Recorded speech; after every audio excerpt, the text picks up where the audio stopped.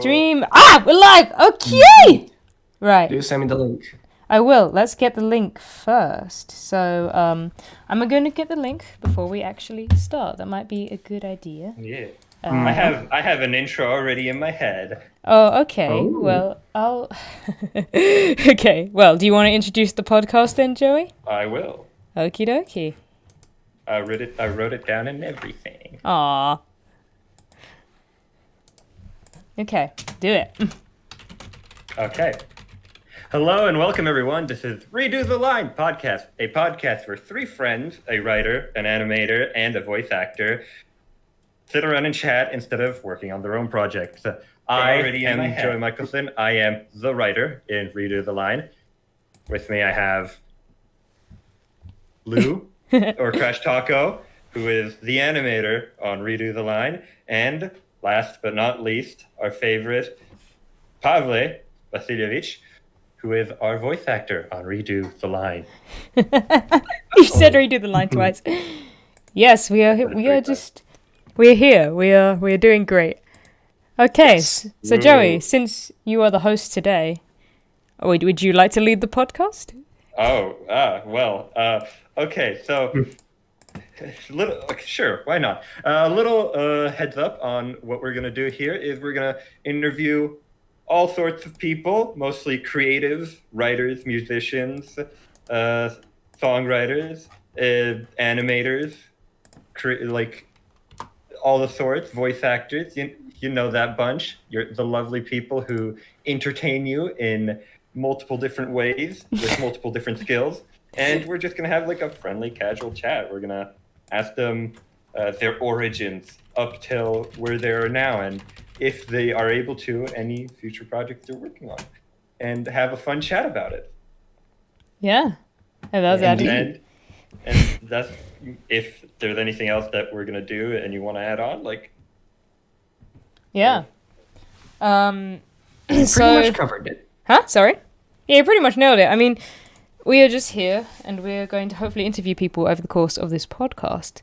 But it's pretty casual, pretty informal. We're just three homies who have an interest in stuff like voice acting, art, and animation, as well as writing. It's very simplified saying it like that. We just kind of want to, explain our experiences as well as listen to other people's experiences.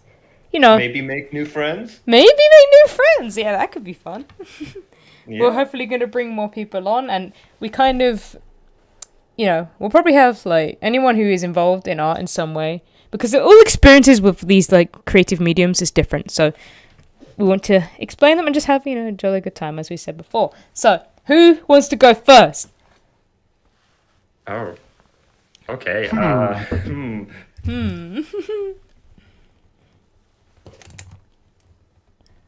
Somebody needs to take the lead. Come on. Come on. I guess, like, I'll start You have to go asking- first, come on. I'll start asking questions. I mean, Or why don't you go ask questions first? to me? You can go first if you want. Sure. If they're like, okay, so I'm Joey Michelson. I am what is known as a writer. I write things. I put pen to paper and I spill out ideas very difficultly, may I say.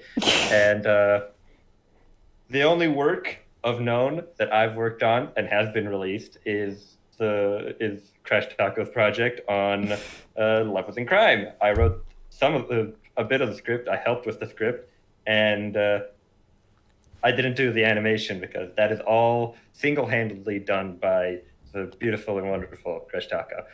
But anyway, like, I guess like starting writing would begin from when I was very little, and my brother and I would play outside.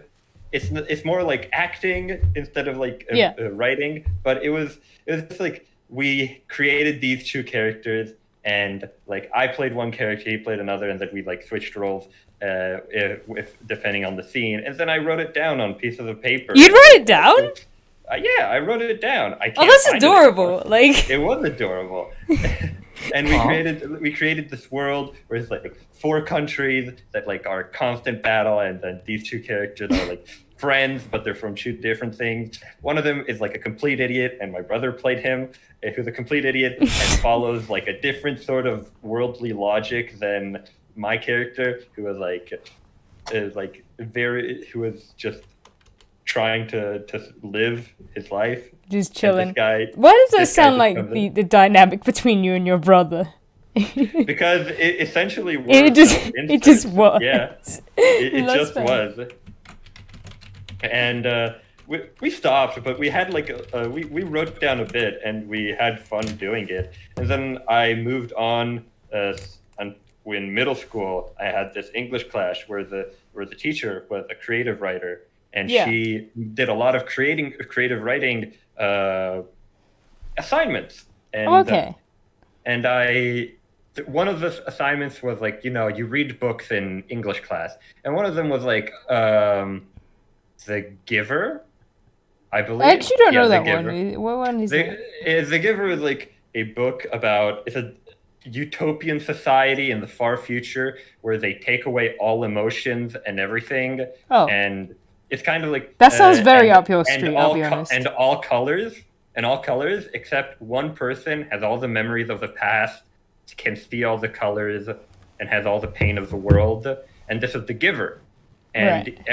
every time the Giver reaches the end of their life, they select a child, a kid, for the Giver to give all the memories to. I was about to spoil something from a series, and then I stopped myself because I was going to make a comparison to a certain character, but that's a spoiler, so I can't make that comparison. Yeah, and there are multiple books in the series, but we read the one book, which Yeah. is The Giver. You should read it. It's a really good read. I mean, I might. I only read picture books. They could look it up. There's a movie too. That's much more up your alley. Oh, okay, I can watch movies maybe, but oh god, that sounds like so stupid. And one of the assignments was like, write what you think happens after the ending. And I wrote I wrote a five back and forth page story of like what happens after, and it was like about the main character who's old and escapes from the utopian society with. It's a big spoiler, but like it's like it's a reveal of what happens in the end. That's what I wrote about. And then I entered a local competition for creative writing, and I wrote this 10-page fantasy short story about a dog and a cat that were trying to find their witch. Okay, that's wholesome. Witch? That is That very is wholesome. wholesome. That is very wholesome. Like what? Like familiars? Sort of like they're pets, but they could talk to the witch, or they could talk to each other, but they could understand the. It's the whole thing. I don't think I explained it in the writing. It's in like my middle school my middle school account Gmail. Yeah. And it's gone forever. It's It will gone for- never be. It's gone forever, and I'm very Okay. sad about it. But I have a question.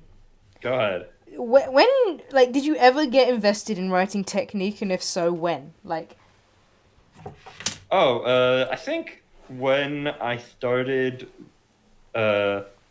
writing and like thinking, what should I do? Should I? so you just did it? what- Like, you didn't like study the techniques, or I- you were just no, like, this is I- cool. I mean, like, that is fair. That's like to studying writing is more about like reading other people's works and seeing, this is cool. I want to try this. I want to try that, and like grabbing different bits and pieces and creating a Frankenstein of your own style You're and your not wrong. technique. Oh. And like sometimes I would, how beginner writers usually do like third person, and then they switch to first person immediately, and then they go back to third person. I did that a few times, and then I was like, no, I'm gonna stick to third person because I'm way more comfortable with third person. Because if it's first person, I have to focus on one person, and I have to go on and do their every single inner thought. In my opinion, I have to go into every single thought process that they go through. Instead, like some writer than first person go like, I saw them walk through the door. They held up their hand, stopping, and then they disappeared behind around the corner, and then that's the end of the thought, and then they go to the next thought. I'd have to be like, I wonder why they're raising the right hand. Why are they doing that? Just overanalyze. And so I go to third person because it's way more like, Jack was like his face was turning red and he was shaking, staring at this man who killed his father in the past. I wouldn't say like he killed his father in the past, like this man who at like the Captain Gonzalo or something. I don't know, but I started finding. I started reading a lot of books when I got really into writing. I'm like, and I learned technique from there. My question for you is also, how many projects have you worked on, and do you have any favorites? On project, I think no, I haven't worked on any other project aside from More Than Friends and Lick. We don't talk about More Than Friends. And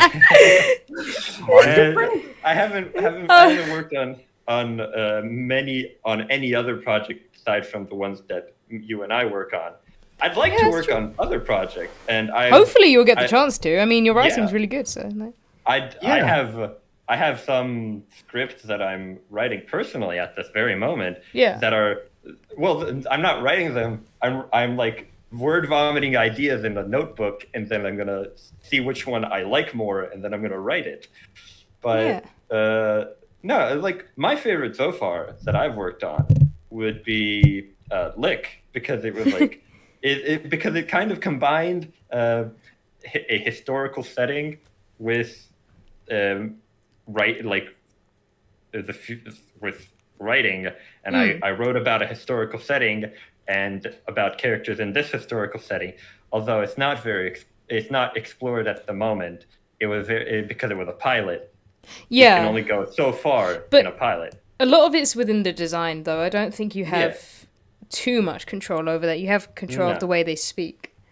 Yeah, and that was fun because we listening to 1920s speech patterns and looking at or 1950s speech patterns and seeing how most of them spoke. I was like, how can I do this but also make it palatable to the modern audience?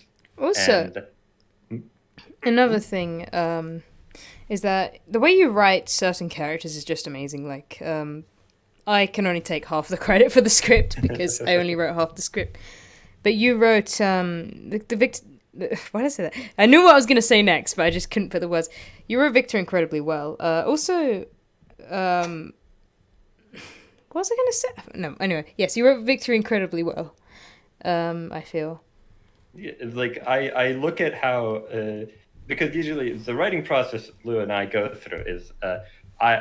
she writes a scene and I write a scene, and then we go back and forth on editing it. And I saw how Lou made Victor seem very have this little childlike I want this is what I want, and I'm like, yes, I like that. Let's add some eloquence to it and some little bit of sinister motive behind it. And I think it really helps that Jack is just an excellent voice actor. Because it just works together so well with your writing. Yeah, and sometimes when writing the script at certain points, I think, I want to hear this voice actor say this line, or this would sound really good with this voice actor's voice. Speaking of, should we ask Pablo what he does? Yeah, sure. Before we go on, I was hanging on to one question, though I didn't want to interrupt. Go ahead. It's kind of coming from me, who doesn't know much about writing and doesn't have much experience. And but for example, writing for a show is, I assume, completely different from writing a poem. Now, absolutely, it's writing and its core. But do you treat it as completely different fields, or do the skills transfer? It's like drawing with a pencil and drawing with charcoal. They're different skills, but their skills carry over, if that makes sense. It's like for writing writing a poem, there is a narrative in a poem, but the narrative is much shorter, and it's like it starts, it ends. It's like it tells a shorter term story. It can like it's much more in the description of things and the description of moments and emotions and feelings and like colors and stuff. And while writing for a script is much more, you lay out a story beginning, end, and then you add a bunch of multiple details in the middle between the beginning and the end. Oh, Pavle, someone in the chat's noticed you. Okay. Oh, really? Yeah, someone called Max. And yeah, go Pavle, go! Max! Go Pavle, go Pavle, go. But Yes. poem is like in the moment. Screenwriting is over multiple moments because you never know how long how many days are in an episode. I see. Interesting, thank you.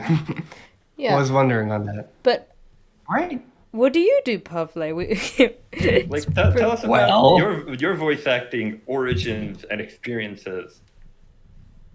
My lore. Well, Yeah, your voice lore. actor. Lore. Yes.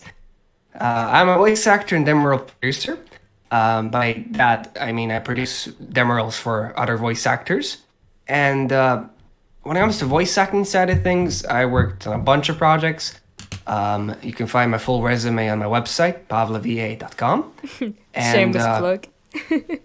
One of the things on my resume that you can see is actually two projects now, that I'm working on with Lou.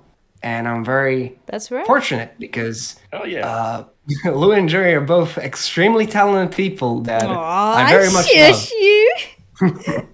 you. Hey, I'm make just me speaking blush. facts. I'm speaking facts here. Come on. Appreciate it, homie. So Oh.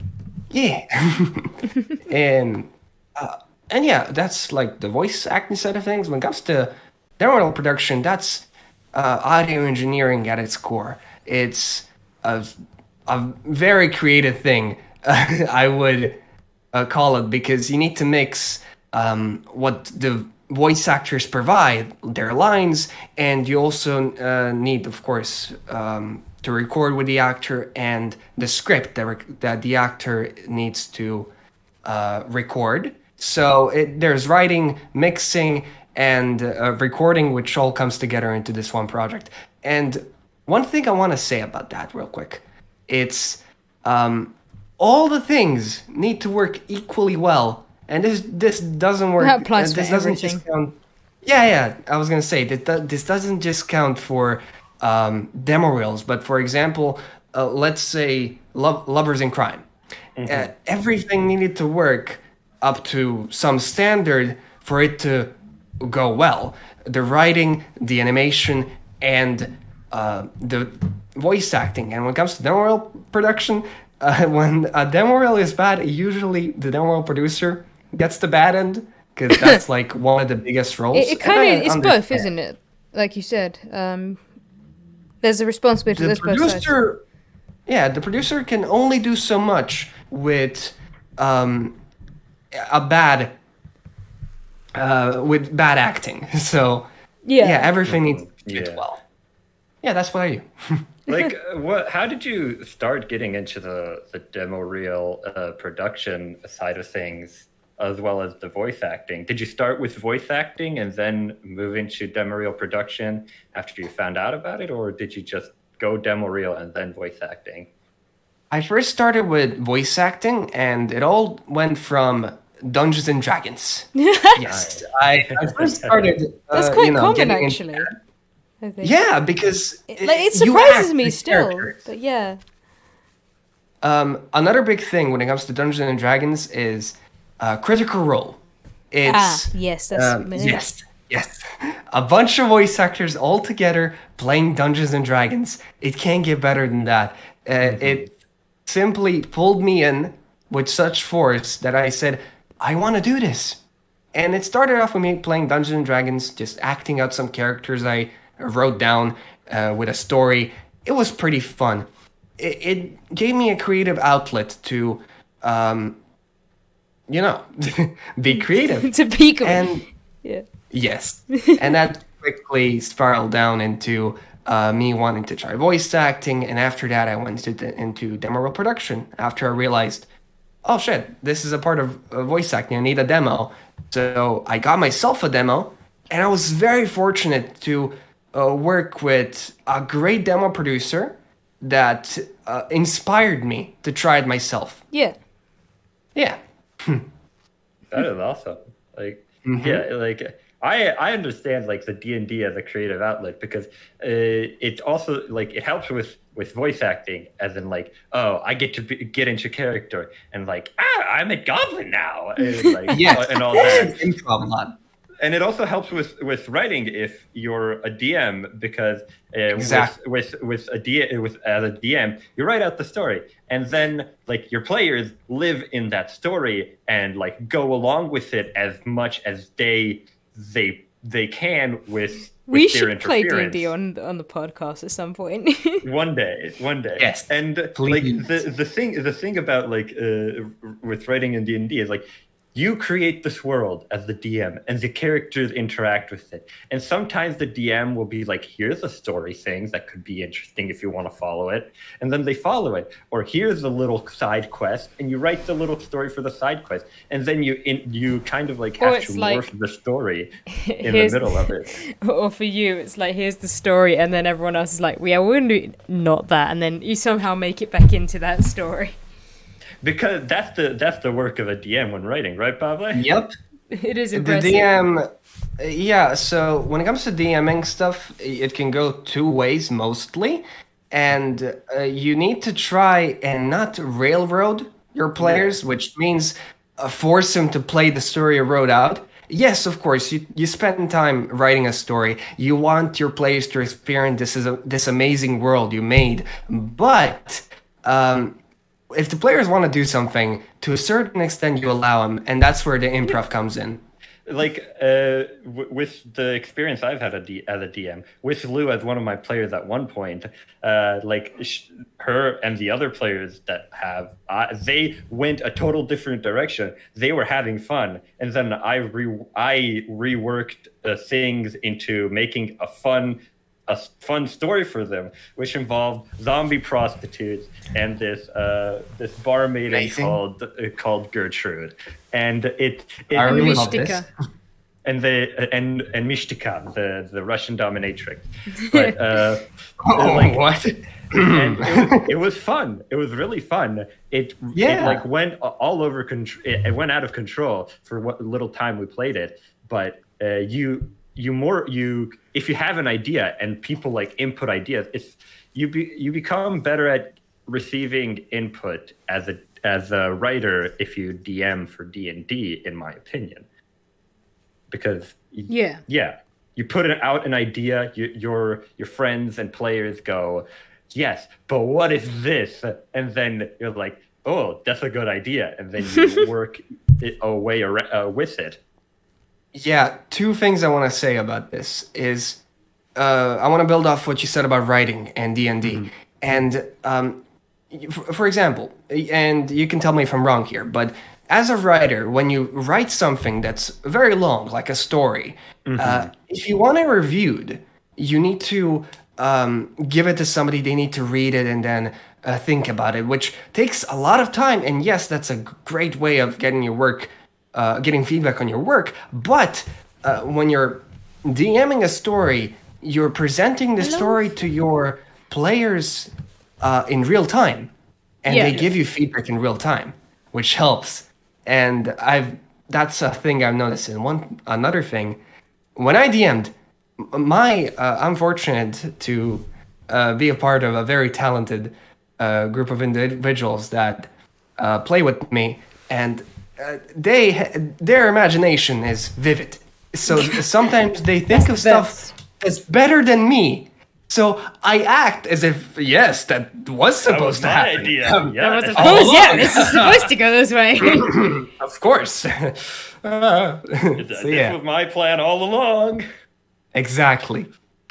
Yeah. Yeah. I mean, sometimes that happens even in writing. I just realized we went from voice acting to D&D. Because it's sort of like they come hand in hand in a sort of way. They do. It's very true. So Pablo, what projects have you been in? Do you have any favorites? Because you've been in quite a bit. Correct me if I'm wrong there. Yes, well, I can of course say my favorites are working with you, and I mean that is true. I love working with you. Oh, thank you. I appreciate it. Yeah. Another thing would be, I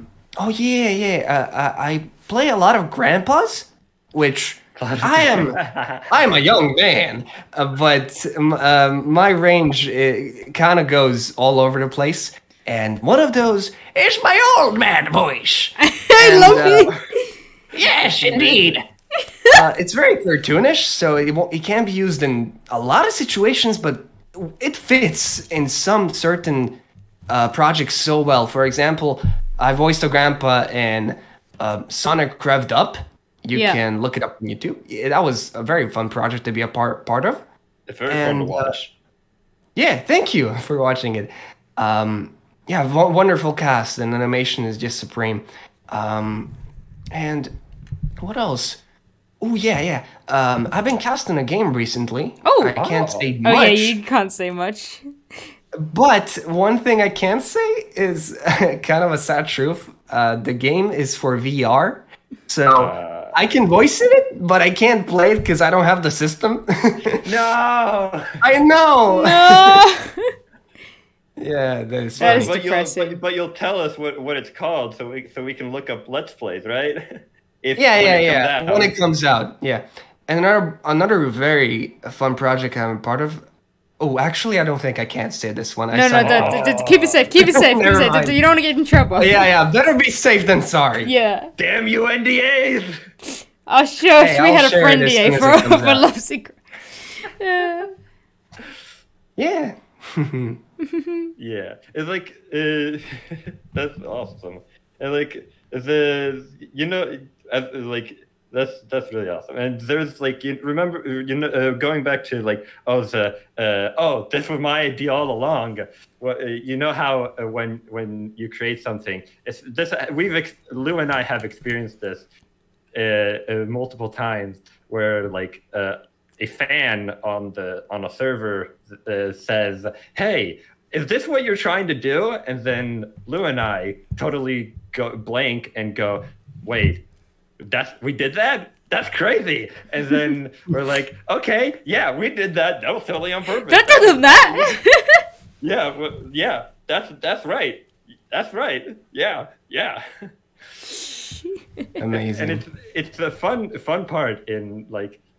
Sometimes with voice acting, when you're voicing someone, I think, correct me if I'm wrong, Pavle and Lou, is like you might like use a certain intonation, and then it can change the whole entire absolutely scope of the scene, and then the writers and the producers are like, well, that works way better. This content works way better. Let's go back and redo this. Well, yeah, it depends on who it is and what the scene is. And exactly. And I've auditioned for a lot of casting calls which outright say that if the voice fits and however different it is from what they imagined, if it fits better than what they imagined, they're gonna pick that person. And that's just how it is.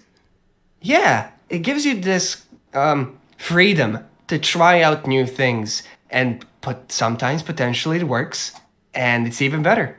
I mean, that's voice. And going into choosing voice actors, we're gonna go into the animator of this group, and into Lou. It's me.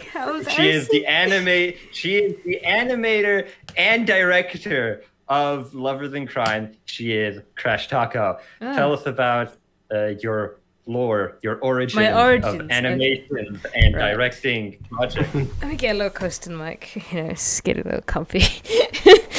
Anyway, right. So, animation. I originally wanted to be a fashion designer as a child. which is a Really? strange story. Yes. I didn't know that. Yeah, I can't believe I haven't told you that. When I was a child, I wanted to have a restaurant, which is also a fashion designing place, which is also like a motorbike place, because I wanted to include my dad in this. Oh. And it was called sounds was lit. called Lushimu, because it's Lu, sushi, and cows. I don't know why Wow. that was the name. And yeah, and I always loved animation. Like I was obviously watched Disney. My first film was Cars. And Okay. no, like it's true. I watched Disney as a child, and I loved animation. I watched a lot of Adventure Time when I was a child, and I discovered anime when I was like 11, which is probably a bit too young, but you know. And then You're never too young, you know. Wouldn't Yeah. say, yeah. it's funny Well, because it's You were actually set on the right path. yeah, What was obviously. your first anime? My first anime. Ooh, yes. Do you really want to know? Yes, I do. Italia. 100%. Italia. Yeah. Oh, I Such a- already knew that. I Such a never bad already watched knew anime that. to though. start. My second anime was Haruhi Suzumiya, which is it's a good anime. It's a little funny, but it's a bit dated, but it was a good anime of its time. It is Mine remembered as a was- classic. Mine was watching the first ever episode of Full Metal Alchemist Brotherhood, so you know how that went. Yeah. Seeing all that blood and of like losing an arm and leg. When did you watch that? When I was in America, so when I was 11 as well. Is that like on Toonami Oh. or something? No, it was on Adult Swim. I Oh. was for some Yeah, that's reason, I was Toonami, awake. is it not? Or wasn't it? Yeah, I think it's Toonami. But Yeah. I was awake for some reason long enough to watch Adult Swim to come on, and then I see Fullmetal Alchemist, and I fell in love with the show. But I also was horrified, and I didn't I watch think- anime until I was 13. Summer, I was back in Italy. I think Aw. for back to the point, Italia, I don't know. I watched it because my friend recommended it to me, and I wanted to try new things, and I did. And then I started watching other anime as a result. But anyway, animator, right? So I didn't actually want to be an animator until quite recently, maybe 2-3 years ago. Oh. I wanted to be a concept artist because it was easier. So animation is really hard. But yeah, that's kind of how I am up to date. So I love anime, but I don't actually watch a lot of things, and I need to watch more things. So yeah, that's pretty much how we got to this point of wanting to be an animator, kind of. I'm just fascinated by the process, you know. What about the process is like very fascinating to you? I like drawings, and I like moving drawings because it's like film but with drawings. It is film with drawings. It's simple as that. It's nothing. Actually, I no. do have a question. Go on. Because there's different styles of animation, of course.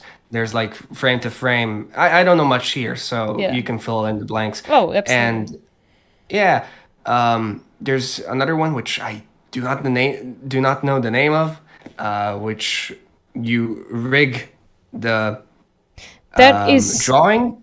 It is Right? That is technically 2D animation, but it can sometimes be Uh-huh. called. I think it's like vector animation. Sometimes I don't know. It has different names, but it is technically 2D animation. It's just modern 2D animation or And puppet before animation. you That's it. found what you wanted to do, did you try experimenting with different styles, or did you I immediately did. know what you wanted to do? My first project was a 3D animation called Magical Girl Company, and that's actually how I met Joey. It was Interesting. I used MMD for it, and I stole models and like changed their clothes, and I was like, those are my models now, which you should not do.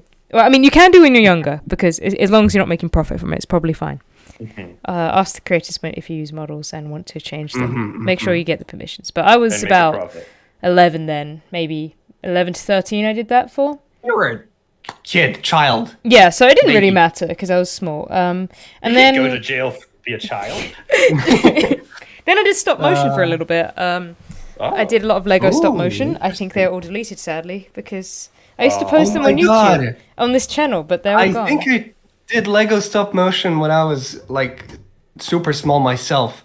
It was not anything good, but Yeah. it was fun to do. It is fun. I did a lot of that. I made did Play-Doh music stop videos. motion for science class. Oh my god! Ooh. I did music videos all the time with them. That was just what I did. And then later, I transitioned to doing 2D animation. I actually only did that. I started 2D animation properly about 3 years ago. but I kind of did 2D animation when I was 10 for a little bit. It wasn't very good. It might still be up there. I'm not sure if it is, though. I don't think it is. And then, yeah, and now I do 2D animation primarily. I dabbled in 3D, and we still have to learn it in class. I don't really like 3D animation from doing it myself. I think it's a great... and I like 2D animation when I'm not making it, if that makes sense. Like, I like watching 3D animation. I absolutely love it. I think it's marvelous. But, like, doing it myself, I hate it. Like, it's so frustrating. Understandable. It works the same, but it doesn't, if that makes sense. Like, Yeah. you get to draw stuff in 2D, so you can just do it yourself, and you're just going to move it how you want to. There's no fiddling. It's just, there you go. Well, I mean, there is, but it's complicated. I like 2D more because I draw more. So, but 3D is good because if you can't draw well, and you don't want to draw, and you want to animate, do 3D because that might suit you better. Completely different skills, but it's also the same. It's weird. Like, you still follow the same principles of animation. It's just you do it in 3D and you don't have to draw. So yeah, that's animation, I guess. I see. So you asked us both what projects we work on, and while we're all familiar with your work, do you want to name a few projects? Because I have been in projects that you may or may not know of. I don't know. tell. I was in some voice acting projects a few years ago. I was in this one called Dream of Flowers. That was I voiced the character Chi. Like, hi, my name's Chi. Like, it was a little higher than that, I think. I haven't done the voice in years. And then I voice currently in a project called Firsts. It's a Vocaloid project, which is also MMD. And I voiced a character called Oliver. And I love the role to bits. It's a very good role. It is so much fun. What other projects I mean? I do some work for other projects, which I can't say the name of because they aren't out yet. I think you know of them, All right. Pav, and you definitely know of it, Joey. Oh, 100% know that. I am a simp for the project itself, but you know, it's not out yet and hasn't even been announced or anything. But it exists. It's a project. This is a Vegas thing, and you wouldn't know unless you know. But and I have You have done. to be there to know. You have to be there to know. I know I do some work for some people here and there, like some commission things. But what do I do personally? I do quite a lot. I am a comic artist. I do I do 2 webtoons. So I do Of the Sins and Lovers in Crime. Lovers in Crime is spread across Instagram, and it is spread across webtoon, and it will be a graphic novel soon. And we're focusing on the graphic novel so we can perfect it and finally get a solid story. Lovers in Crime. We have chapter 1 down. We have written the script for chapter 1, and it's being drawn currently. Yeah, it's being lined and colored at the moment. So it'll be reviewed by some people, and then we're gonna progress forward. Rework it. Yeah, rework it and move forward. We also another project I do is Art of the Sin. That is another webcomic, and it is. I may be delaying updating it primarily because of uni work as well as the other project. Graphic novel, yeah. Art of the Sin, it has 1 animation. Loves and Crime has a few. It has like the question corners. It has the tests. Yeah. It has so many things because I love Lovers and Crime. It's my favorite. Art of the Sin is my second favorite. I used to do a lot. Children. They're your children. They are. Yes. I used to do a lot of Red Nook comics, like Red Nook, like the ship from Animal Crossing. That's how I got a little bit of an audience. And I still maintain Loves and Crime, I think. It is something that's in the works because I haven't posted for a while. I also do, in terms of skills, I guess, I casting direct for my stuff sometimes. Yeah, I was about to ask. Yeah, like, probably before said, like, if a voice fits, you'll, like, use it, and it'll sometimes exceed your expectation. Like, I've been there in the seat next to you, metaphysically, in a voice call while you were choosing these people. Yeah. And like, tell us like how your experience with that. Well, the thing is with choosing voice actors, it is a very, very hard process, but it's a fun process. there are many ways you can go about it, but I go by these rules, which is judged by the voice and the voice alone, nothing else. Like, though, obviously, if you have a professional look, that does help. But mostly, we want to focus on the voice. But this is just preference. Then in casting, I usually do it within about a week, maybe. So, because I don't like taking loads of time on casting. It's a long process, and I just want to get it done. And generally, you get a bunch of auditions, and then you get it plateaus for a bit, and then you get a bunch of auditions towards the end. I love casting. I think it's a lot of fun because you get to hear loads of different people's voices, and everyone's very talented. Agreed. This is both in demo reel drops and within auditions. It's really weird knowing a lot of like casting-y stuff because I don't voice act anymore as much, so it's odd. But basically, sifting through auditions takes ages, and demo reels is another thing that I would like to comment on. When I look through demo reels, I do not like long ones.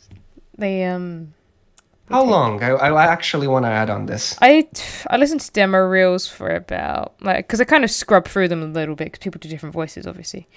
So I do about 30 to 40 seconds of demo reel before I click to the next one. That actually checks out. That's about right. To everyone who has auditioned by dropping a demo reel on Luz or Trash Tacos projects, I listen to all of your 5-minute to 2-minute demo reels. I appreciate they should not be 5 minutes. 5 minutes? No, 5 and 2 minutes? Like, that is incredibly long demo reel. Listen, I listen to your 1-minute demo reels or however long your demo reel is. I listen to all of them. I listen to all your voices, and I love them so much. The thing is That's sweet. I think I love the demo reel so much. I need to get shit done. Like, one of my things in my projects, I like getting stuff done quickly. I hope that's been a trait that's been noticed, but my deadlines are about a week or two, obviously with fair extensions if people need it. And also, because the reason is I need to get the production finished and I have deadlines in my own life because I'm like, I need to finish it before this particular point. It's a good thing to have, I think, in place. So you're very organized. Thank you. But what I've done, Lovers in Crime is a good example because that's one of my best projects. I feel it is 100%. It wasn't perfect by any means, but it was a learning. The voices have. It's very well cast, in my opinion. It's one of my favorite casts. I do agree. I've ever done because everyone suits their role really well. That was a really strange process for casting for Lovers in Crime because we got voice actors from our previous project, Nuclear, and we got voice actors that are new, and we also got voice actors from Casting Call and Twitter. The funny thing is, we did an audition, a Casting Call on Casting Call Club for Lovers in Crime, for Theo and Frederick originally, because we were just going to do a comic dub. We didn't actually intend to do an entire animation, but we did, and only 2 people auditioned. But the thing is, we left it out for 4 days, But the crazy thing was, these voice actors were perfect for the role. They were the one and only. Isn't that insane? Like, out of everyone who could have auditioned, just for 2 people to audition, 1 for each role, maybe, like... It's lucky. It's crazy because I can't believe it myself. It is like it was fate. Like, these are the perfect voices, and I don't think anyone would dispute that. Like, Max and Zero are absolutely perfect in their roles. There are still things which they can improve on, but I think they've improved as each animation goes by. Like, Max needs to be able to scream. That's a little inside joke there. And the thing is, go on. Sorry. No, it's like I've helped you only in one casting call, choosing characters, and like it shows like people have different tastes and different Definitely. or different ear for what is perfect for each character. Because I remember being like, hey, this character is really good for this one character, and you're like, yeah, but there's also this person. and like we went back and forth, but then like ultimately it went down to that is the person who is the character now, and I it grew on me because I was like, yeah, okay, I can hear it. This is good. This is I'm okay with this decision. Yeah. This was the better choice. I mean, okay, but we did agree on. I mean, I think I handled the casting of Loves and Crime myself. Whilst yes, we did do all the things together, but that's because you slept in. So. Well, yeah, and also like for Loves and Crime, I didn't know what was going to happen. You told me, "Hey Joey, let's write a script," and I'm like, "Okay, I'll focus on the script." And then we finished the script, and then you started sending various things out, like various. I think what's amazing though about Loves and Crime cast, which makes me laugh every time, is the fact that they're all from different backgrounds, and that they kind of. They're from like different casts, and then they're also from like different places and websites. It wasn't all done in one go. Like I usually cast things in one go, but Loves and Crime was cast in 5 parts. Huh? Yeah, you said you were casting over Twitter and casting Cult Club and another. And yeah, I had some people who of course, it's gonna take a lot longer. No, and I mean, sometimes we cast over karaoke, you know. Yeah, I mean, Corin, who voices Kiki, who is an excellent singer, she was cast because we heard her in karaoke, and we were like, you know, would you like this role? Because she was brilliant. This was during the process where we had just created Kiki as a character. Yeah, and we weren't even sure if we were going to do a pilot yet. Yeah, and I remember going to Lou, hey, I have this character idea. It's this singer for Fred's Casino, who's and she sings, and she's like the Princess of West City, and that's her name. Yeah, she was a really cool princess, wasn't she? Yeah, and then you gave the name Kiki, I think. Yeah. And we went from there, and then she was integrated in the story, and then we were developing it still, and then we were thinking, but who would voice it? Because we had Max and Zero, the two wonderful people with the greatest connection vocally that I've ever heard, and it is crazy. I mean, like, cast is. I feel like Loves and Crime is probably one of the most well cast. I can't say too much about Art of the Sins just yet because it's not fully out, and also because not all the cast have been revealed, and we haven't had enough time on the project to really comment on that much. But I think so far, from what's been seen and what's been voice acted, they've done an excellent job. They've done great. But I know more about Loves and Crime because we've done way more voice acting projects. Oh, for sure. Like, I mean. Oh, fuck, everyone. I feel like everyone's. Pavle is in one of them. I think. Yeah, Pavle's in a short one, in a little animatic. Yeah. I think. Indeed. What's amazing though is how the chemistry that the people who voice each couple have. The chemistry of Max and Zero in terms of their voices is amazing, and the same with Will and Jay. I think it's really interesting that some of the characters have voiced by voice actors who've been doing it for years, and others are people who just started. Like, I'm pretty sure Jack said to me, who is the voice actor of Victor in Loves and Crime, he started voice acting, I think it was like a year ago, maybe 2. And that guy is just naturally talented, don't you think? That Jack is so versatile with his voice. He has such he can make so many distinct voices, and like Victor is just so great. Yeah, because of him. He did a lovely voice. He contributed a lot to his characterization and a lot of key phrases. He's and then obviously a lot of people bring stuff to the characters. That is something I absolutely love about voice acting, because they have power about how the character is. I think it's interesting how Jack brings a very quirky sort of nature to Victor, but he's also like still unsettling. He doesn't remove that, if that makes sense, and that's great. And he's also added a lot of Victor's really kind of catchphrasey sort of lines is because Jack made them, and it was made from the Questions Corner, which is where a lot of Victor's dialogue patterns kind of started. You've got Max and Zero, like they just when they talk to each other or do improv as Theo and Frederick, they just bounce off each other so well. It's a really good Have him on an episode of this. We need to. We need to Yes. find time for them because they are lovely. Yep. We need to have both of them. Yeah, we need them together. Not just they can't be alone. They can't be one-on-one. It needs to be both. The audience needs to see this chemistry. Oh, you How can they see. bounce off each Yeah, other. you guys can see it. Just watch the Lovers in Crime stream. I think it's episode 2, I believe, of the Lovers in Crime stream, Ooh. where you can see Max and Zero, who are both on the podcast at the same time. There's a separate thing to this. This is a new thing. But yeah, Yeah. I think I really like the dynamic between Will and Jay's voices as Dolan and Leaf, because Leaf's voice actor Jay actually has no voice acting background or acting background at all. He has a science background, which is quite interesting. But he, I feel, is very good in the role of Leaf.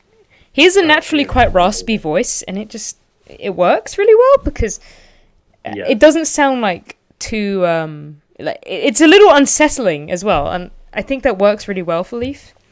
And then you've got Dolan, who's got this very sort of what is it saying? Patronizing. He's kind of he speaks commanding voice. commanding but patronizing, but he sounds like not too old still, if that makes sense. Yeah. Dolan sounds quite young, but he doesn't sound like a baby or like a boy, if that makes sense. Mm-hmm. And that's what I really like that about Will's voice, because he sounds, as Dolan at least, kind of not like a boy, but not like a deep voice detective, if that makes sense.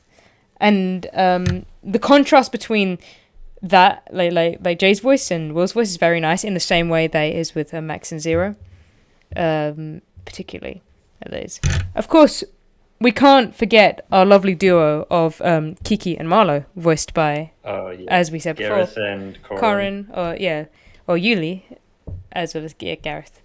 Gareth, I love his voice so much, because he has such a unique voice, and I thought he was older than he is. But his very unique voice, it's very like I don't know how to describe it, but I think that works really well. Rasp to it. Yeah, it has a bit of a rasp. Like, I think what we like doing with our duos is having them have opposite sounding voices. It's very nice. We've tried something a little different with Of the Sins. We've more going for like an accented route rather than a kind of, how do I explain it? It's more accented than it is. It's much more diverse accentually with accents. Yeah. There are people who will sound German. There are people who sound from the North Sea, like Scandinavia. People who will sound from the like Eastern countries. People from the Balkans, from the Southern Mediterranean, Greece, Turkey, and all over Europe and the world. Yeah. It's I don't know. I like Of the Sins is a lot of fun. It's very different to Lovers in Crime, despite being in the same universe. But yeah, I think that's all the projects I've worked on recently. It's just Lovers in Crime, the comics, as well as. I want to ask. Yeah, go ahead. When it comes to the two projects, you say they're in the same universe. How are they connected?